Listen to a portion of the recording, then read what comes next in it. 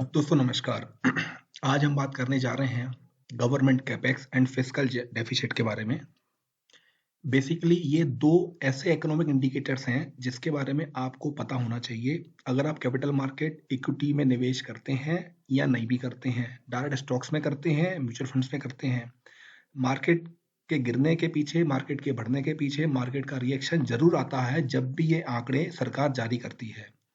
एक किसी भी एक इकोनॉमी के लिए, अर्थव्यवस्था के लिए गवर्नमेंट कैपेक्स और फिस्कल डेफिसिट बहुत ही इंपॉर्टेंट नंबर्स होते हैं।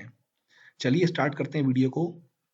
हम बात सबसे पहले करेंगे आपके गवर्नमेंट कैपेक्स के बारे में। तो what is government capital expenditure capex? Capex मतलब आप हिंदी में समझ लीजिए कि सरकार जो मोटे तौर पे खर्चा करती है उसको कैपेक्स बोला जाता है। अगर इकोनॉमी को अच्छा रहना है, स्टेबल रहना है, हम लोगों को विकसित भारत की तरफ बढ़ना है, तो सरकार को खर्चा करना पड़ेगा, करना चाहिए और वो करती है, उसको कैपेक्स बोला जाता है। सरकार जो पैसा खर्चा करती है वो इंफ्रास्ट्रक्चर पे करती है, सड़कें बनाती है, पुल बनाती है, ट्रांसपोर्टेशन नेटवर्क बनाती है, रेलवे बनाती है, रेलवे की पटरियां बिछाती है।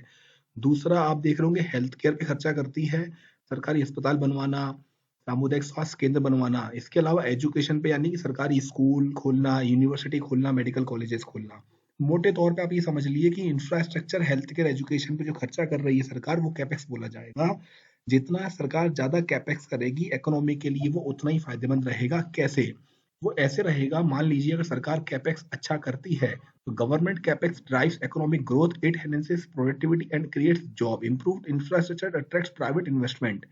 अगर सरकार का कैपेक्स बढ़ रहा है हर साल तो सबसे पहले तो उसका फायदा मिलेगा जॉब क्रिएशन को। कैसे? कि सरकार ने कुछ खर्चा किया, वो पैसा किसी काम में लगाया, जैसे राम मंदिर का निर्माण हुआ, किसी पुल का निर्माण हुआ, तो किसी कंपनी को उसका ठेका मिला, टेंडर मिला, उस कंपनी ने काम कराने के लिए लेबर हायर किए, लेबर की भर्ती करी, तो वो लेबर काम करेंगे तो उनको नया जॉब मिलेगा, या नए एम्प्लॉय भर्ती करेगी कंपनी, नए इंजीनियर भर्ती करेगी। इसके अलावा जब इंफ्रास्ट्रक्चर अच्छा हो जाएगा, रेल नेटवर्क अच्छा हो जाएगा, ट्रेनें टाइम पे आने लगेंगी, पुल बन जाएंगी, सड़कें बन जाएंगी, तो अच्छे इंफ्रास्ट्रक्चर से लोग एक स्थान से दूसरे स्थान पे आसानी से पहुंच जाएंगे, जिस वजह से प्रोडक्टिविटी भी सुधरेगी।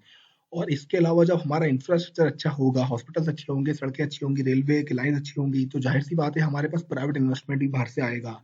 कुल मिला के मोटे तौर पे देखा जाए तो एक विकसित भारत की तरफ बढ़ने के लिए, एक अच्छी इकोनॉमी के लिए गवर्नमेंट का कैपेक्स बहुत जरूरी है। ये फिगर हमेशा बढ़ते रहना चाहिए। इकोनॉमी को बूस्ट करता है। सरकार जो पैसा खर्चा करती है वो घूम फिर के मोटे तौर पे मार्केट में वो पैसा उतरता है, वो पैसा लोगों के हाथ में आता है। अल्टीमेटली इनडायरेक्टली और डायरेक्टली वो पैसा खर्च होता है, लिक्विडिटी बढ़ती है, मार्केट इकोनॉमी में को बूस्ट मिलता है। दूसरे तौर पे हम बात करें फिस्कल डेफिसिट क्या होता है। फिस्कल डेफिसिट ये वो आंकड़ा है जो सरकार का, आप ही समझ लीजिए कि जो सरकार खर्चा कर रही है और कमाई कर रही है उसके बीच के अंतर को फिस्कल डेफिसिट बोला जाता है, वित्तीय घाटा। अब सरकार कमाती कहाँ से है? जो टैक्स कलेक्शन है उसकी सरकार की कमाई होती है मोटे तौर पे, और डिविडेंड के तौर पे सरकार कमाती है, अलग अलग सरकारी कंपनियों से डिविडेंड मिलता है, टैक्स कलेक्शन होता है, ये सरकार का रेवेन्यू है। खर्चा जो होता है वो मोटे तौर पे सरकार कर देती है कैपेक्स के रूप में, इंफ्रास्ट्रक्चर बनाने के लिए, सड़कें पुल बनाने के लिए। वो पैसा इकोनॉमी में घूम फिर के आता है। ये खर्चे और कमाई के बीच के डिफरेंस को फिस्कल डेफिसिट बोला जाता है। ये आप समझ लीजिए, जितना फिस्कल डेफिसिट, वित्तीय घाटा कंट्रोल में रहेगा उतना ही उस देश की इकोनॉमी भी स्टेबल रहेगी। किसी भी देश की इकोनॉमी के लिए फिस्कल डेफिसिट का आंकड़ा बहुत जरूरी होता है, ध्यान रखिएगा आप। इस फिस्कल डेफिसिट के आंकड़े को विदेशी संस्थागत निवेशक बहुत गौर से देखते हैं, बड़े बड़े अर्थशास्त्री इसको गौर से देखते हैं, इसको इंपॉर्टेंस देते हैं। अगर वो इंपॉर्टेंस देते हैं तो आपको भी इंपॉर्टेंस देना चाहिए। देसी संस्थागत निवेशक यानी DII, mutual fund investment houses जो इंडिया के हैं, वो भी इस डेटा को, इस आंकड़े को बहुत अहमियत देते हैं। फिस्कल डेफिसिट बहुत इंपॉर्टेंट और सेंसिटिव नंबर है हमारी इंडियन इकोनॉमी के लिए, या किसी भी अच्छे देश की, किसी भी अच्छी इकोनॉमी के लिए।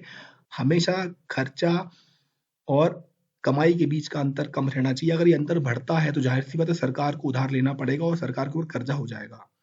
अब हम अगर बात करें इस साल बजट की, तो मैं आपको बता दूं कैपेक्स जो सरकार ने खर्चा किया है, फाइनेंशियल ईयर 22 में सरकार का खर्चा था 5.9 लाख करोड़, फाइनेंशियल ईयर 23 में आया 7.4 लाख करोड़, 9.5 लाख करोड़ आया फाइनेंशियल ईयर 24 में, और फाइनेंशियल ईयर 25 जो हम क्लोज करेंगे इस साल 31 मार्च 2025 को, तो इसका आंकड़ा सरकार ने रखा है एस्टिमेटेड 10.2 लाख करोड़, 10 लाख करोड़ मोटा मोटा सरकार ने रखा है हम खर्चा करेंगे। और अगले वित्त वर्ष फाइनेंशियल ईयर 26 के लिए सरकार ने आंकड़ा रखा है 11.2 लाख करोड़।